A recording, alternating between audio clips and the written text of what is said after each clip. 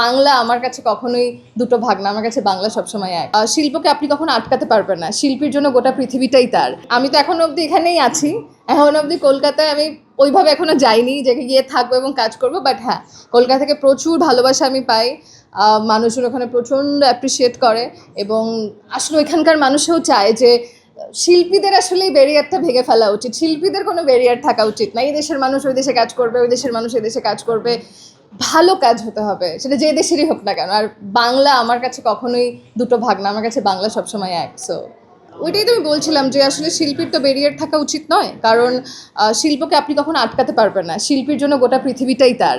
So আমাদের ভাষা এক, আমাদের যাপনটা অনেক এক। সো এখানে তো আসলে আমরা যদি একসাথে হয়ে কাজ করতে পারি, আমার মনে হয় দুটো দেশের মানুষ, দুটো জায়গার মানুষ আরও অনেক নতুন নতুন ক্রিয়েটিভিটি করতে পারবে, কারণ দুটো দেশ দুরকমভাবে তারা বড় হয়, তাদের বড় হওয়া, তাদের নানান প্রতিকূলতাগুলো এক এক রকম হয়। সো আমার মনে হয় যে এটা আসলে হওয়া উচিত এবং হচ্ছেও।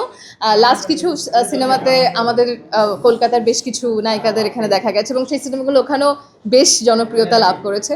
সো আমি আশা রাখছি যে সামনে আরও অনেক অনেক কাজ হবে, যাতে দুটো দেশের মানুষের মধ্যে শিল্প সংস্কৃতিটা আরও বেশি চর্চা হয় এবং দুটো দেশের মধ্যে মানুষের জন্য আরও বেশি ভালোবাসা হয়।